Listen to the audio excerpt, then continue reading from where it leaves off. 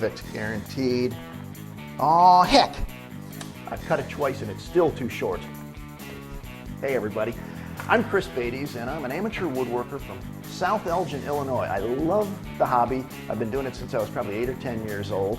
Not terrific at it, but over the years I've gained some practice and some skills, and I've made some pretty cool projects, and I wanted to take you on a tour of just a few of them. So, grab my pencil, come on along. Hey everybody, welcome to what my wife likes to call the house that Chris built. Although I didn't build the house, I'm not that good, but I built a lot of the stuff in it. And the first thing I built is hardly a piece of furniture. I'm not sure what it is. We call it the pergola. And it's an indoor plant structure because my wife is a horticulturist and plant enthusiast and wanted a place for her house plants. The base area is basically like a window seat. In fact, the next homeowner could easily put cushions on it. But over the top is a pergola structure with PVC columns that I painted, track lighting inside for some mood lighting, and my wife can hang all of her house plants in there. Howdy partners, I gotta oil that squeak.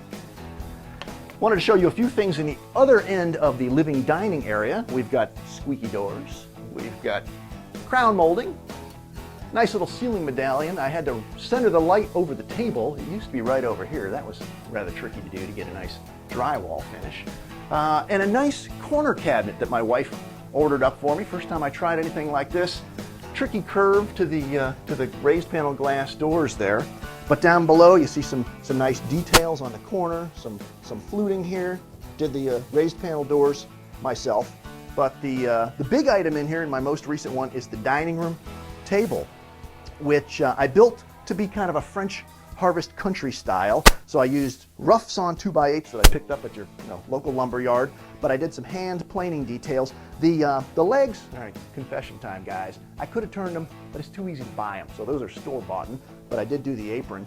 But take a look at the detail on the top there where I actually did some hand planing to create that kind of crisscross pattern. And secret time guys, this is the finishing material of choice here around the Beytes house. General Finishes Armor Seal, wipes on, wipes off, absolutely foolproof, and trust me guys, I know all about foolproof.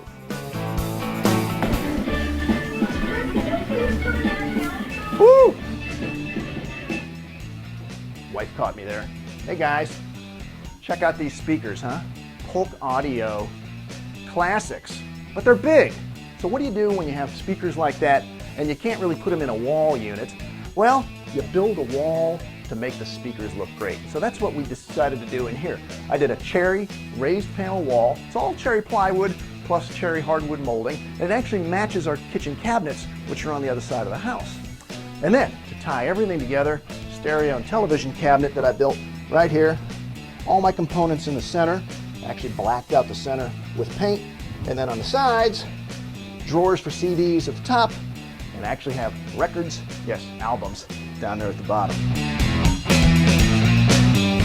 All right, guys, you know how sometimes your wife says, ooh, I wish I had such and such? Well, my wife does that about twice a week, and one of the things she did it with was these flat topiaries that you're looking at up here. She saw them in a catalog. They were made out of sheet metal, and they cost something like $159 a piece. And of course, I drew the line at that, but then I looked at them and said, wait a minute, I bet I can make those out of 1/4-inch plywood. So I drew out a template, and I got my trusty Roto Zip and made some little plywood templates, and that's how I cut out the leaves. Well, you may have noticed the flowering garden theme going on in our house, and that's because, as I said, my wife is a horticulturist, and I'm actually a greenhouse trade magazine editor. And in that position, I get to travel the world and go to really cool trade shows, and I bring back a lot of posters that we've used to decorate our house. The trick is they come in weird sizes, so I've actually gotten pretty good at making my own picture frames to fit the weird size pictures. But in some cases I can go to a frame store like Hobby Lobby and actually buy a frame that's oversized, cut it down to size on my chop saw, and make it work. Well, I am beautifully color coordinated for our pansy guest room as we continue the flower theme. And with the garden flower theme, I wanted to go with a sort of a picket fence headboard. Super easy construction, 4x4s and some white pickets. And I've got to show off this project because this is one of my first ever woodworking projects. This is a Abrams design shaker bedside table. And then on the other side of the bed, another wife project where she says, "Oh honey, look, can you make this?" out of a catalog. And so I found a way to make it. Now, let's check out the home office.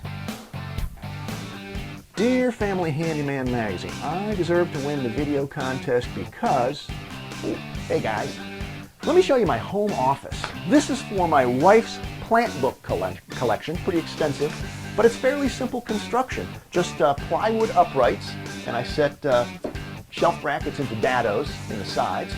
Probably the trickiest part of all was the raised panels. There's 10 of them across the front, so I had to be pretty precise on the sizing, but they look good and they need some oil. Plywood desktop here, very simple. Used the file cabinet for the leg, but I dressed it up with yet another raised panel right here. Yeah, did I say anything about the plant collection that my wife has accumulated? Probably 150, 160 out here on the patio, so we had to create an area to display them and protect them, and so we designed this pergola all out of pressure-treated lumber, and makes a great place to hang out, especially if you've got some Abrams designed Adirondack chairs. And I probably built 20 of them over the years, and there's probably no place better to sit and enjoy a cool beer. Continuing the outdoor theme, showing that I'm not limited to furniture building, is our garden shed, and shed is spelled S-H-E-D-D-E. Kind of cool architecture. Vintage light that I took off of an old building. Little window box for some decoration, but check out what's out behind it. Out behind the shed, we've created this way cool secret destination that we call the dock, because it's actually constructed kind of like an old Mississippi swamp dock, and it's done from boards that one of my neighbors was throwing away from his old deck. He thought they were no good. And it's a great place to keep my barbecue grills, hang out with friends, drink a little bit, and shoot the breeze.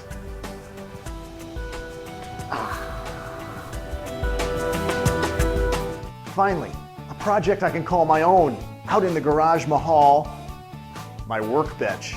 And not just any ordinary workbench. You might notice that it looks a bit like a Craftsman toolbox, right down to the Craftsman logo, and that's because I matched it to my Craftsman Stacko tools. Pretty simple construction, but what I did was I color matched the gray and the red to the toolbox, and then to mimic the aluminum pulls, I just used some aluminum angle iron right there. So plenty of storage, and it works great, and it looks really cool too. Well, that's a quick tour of Chris Beytes' house and projects. I hope you enjoyed it, and I hope it inspired you to get out and do a little bit of woodworking yourself, because trust me, if a magazine editor, not you guys at Family Handyman, but if a regular magazine editor can do it, you can too. Thanks for watching.